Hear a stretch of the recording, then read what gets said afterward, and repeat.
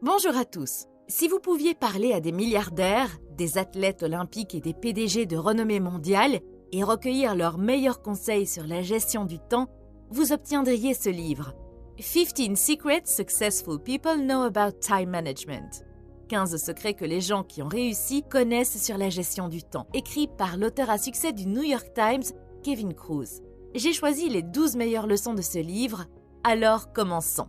Leçon numéro 1, le pouvoir du 1440. Imaginez que vous avez 25 ans et que vous avez le pouvoir de changer votre place avec un milliardaire de 90 ans. Le milliardaire aura votre âge et votre fortune et vous aurez sa fortune et bien sûr son âge. Échangeriez-vous vos places ? Je suis sûre que votre réponse serait non, car ce vieux milliardaire n'a pas de temps et aucune somme d'argent ne peut lui acheter plus de temps. D'un autre côté, vous avez le temps que vous venez d'évaluer à des milliards de dollars et vous avez refusé de le vendre. Si votre temps est si précieux et que vous ne le vendriez pas pour des milliards de dollars, alors comment se fait-il que vous le gaspillez souvent comme s'il ne valait rien ? Comment se fait-il que beaucoup d'entre nous traitent le temps comme s'il s'agissait d'une ressource inépuisable ? Nous savons tous que le temps est précieux, mais comment pouvons-nous commencer à l'utiliser à bon escient ? L'auteur du livre a une méthode intéressante pour cela. Il raconte qu'au bureau, tout le monde voulait lui demander quelque chose en permanence. Les interruptions constantes finissaient par lui faire perdre un temps précieux chaque jour. Il a donc décidé d'imprimer un papier sur lequel était inscrit 1440 et de l'accrocher dans son bureau. Que signifie ce chiffre ? Eh bien, 1440 est le nombre de minutes dans une journée. L'auteur a constaté que le fait de considérer sa journée comme 1440 minutes l'aidait à se concentrer sur les tâches les plus importantes. Cela lui servait de rappel et lorsque les gens lui demandaient ce que cela signifiait, il expliquait simplement qu'il essayait d'utiliser au mieux son temps. Très vite, ces réunions « Avez-vous une minute ?» ont été réduites ou complètement éliminées. Pour vous, une brève interruption peut sembler peu de choses par rapport à tout le temps dont nous disposons chaque jour, mais quelle que soit leur brièveté, accumulées les unes après les autres, elles commencent à représenter un temps considérable chaque jour. Le temps est votre ressource la plus précieuse et la plus rare. Une fois qu'il est perdu, il est perdu. Si vous perdez de l'argent, vous pouvez le regagner, mais pas le temps. Imaginez cela de cette façon.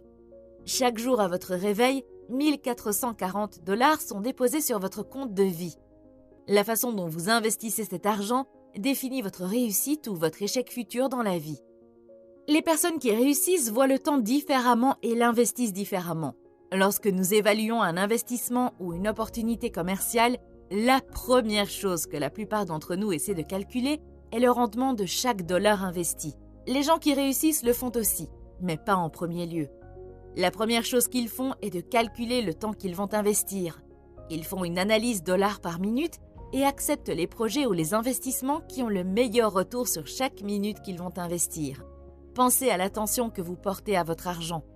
Travaillez dur pour gagner de l'argent, suivre votre argent, rechercher les meilleures façons d'investir votre argent, lire sur les moyens de gagner plus d'argent, s'inquiéter que quelqu'un puisse voler votre argent. Vous ne laisseriez jamais votre portefeuille à l'air libre. Vous ne donneriez jamais votre carte bancaire et votre mot de passe à un groupe d'inconnus. Et pourtant, nous pensons généralement peu à notre temps. Nous laissons régulièrement les gens nous voler notre temps alors qu'il s'agit de notre bien le plus précieux. Leçon numéro 2. La gestion du temps n'est pas une question de temps. Il s'agit d'énergie. Vous ne pouvez pas gérer le temps. Quoi que vous fassiez, vous aurez demain les mêmes 24 heures que vous aviez aujourd'hui. Lorsque les gens parlent de gestion du temps, ce qu'ils veulent vraiment, c'est obtenir plus d'énergie et non du temps. La gestion du temps ne concerne pas le temps, mais l'énergie. Vous ne me croyez pas ? Alors répondez à ces questions. Vous est-il déjà arrivé de lire un livre et de vous retrouver à lire la même phrase encore et encore ? Avez-vous envie de dormir 1 heure ou 2 après le déjeuner ? Êtes-vous productif à ce moment-là ? Avez-vous déjà travaillé sur une tâche et vous êtes-vous retrouvé à regarder dans le vide pendant des minutes ? Vous êtes-vous déjà endormi à votre bureau ou lors d'une réunion ? Si vous avez répondu oui à la plupart de ces questions, vous conviendrez que le plus important est l'énergie et non le temps. Vous devez gérer votre énergie pour qu'elle dure plus longtemps dans la journée. Vous ne voulez pas être productif pendant 2 heures le matin et très fatigué l'après-midi. Et comment y parvenir ?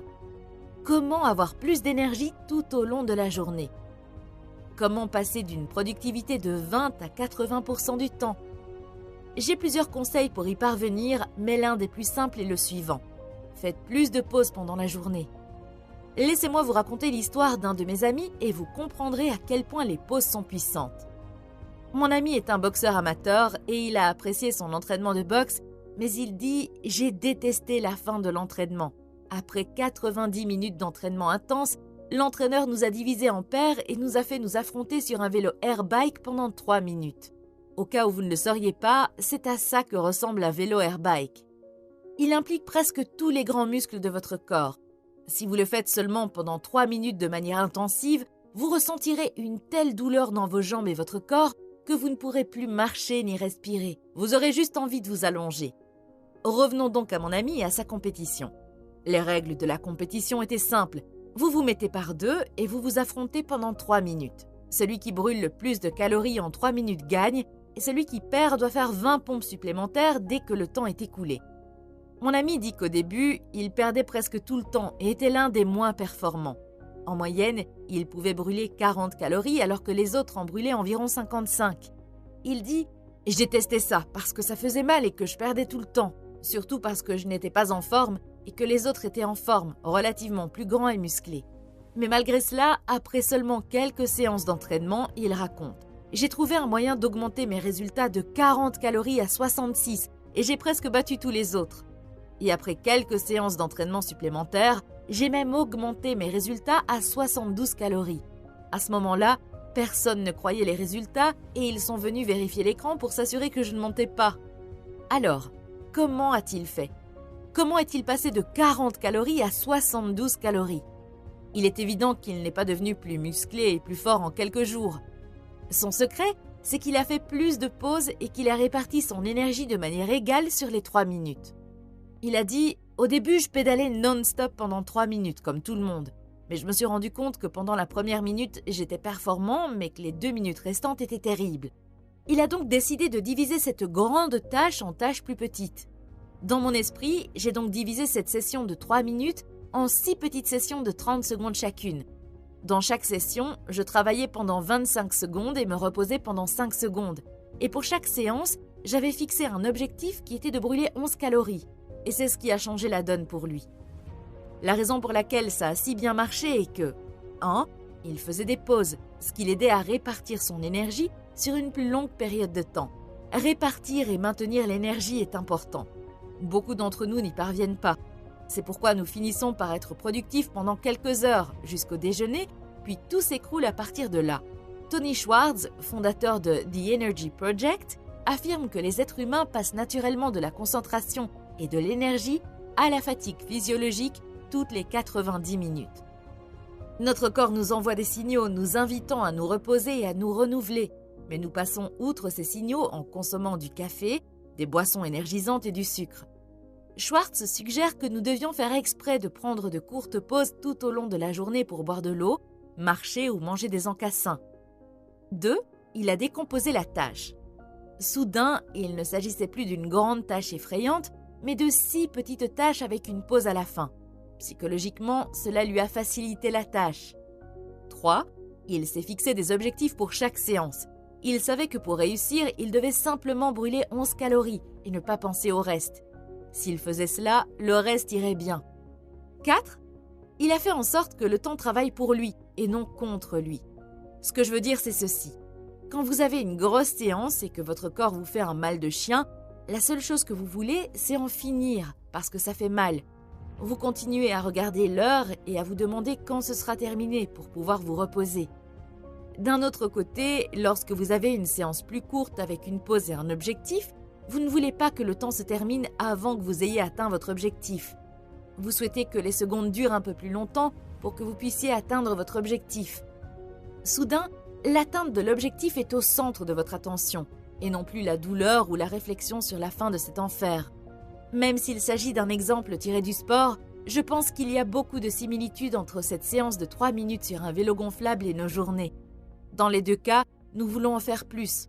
Dans les 2 cas, nous voulons que notre énergie dure plus longtemps et enfin, dans les 2 cas, nous voulons gagner.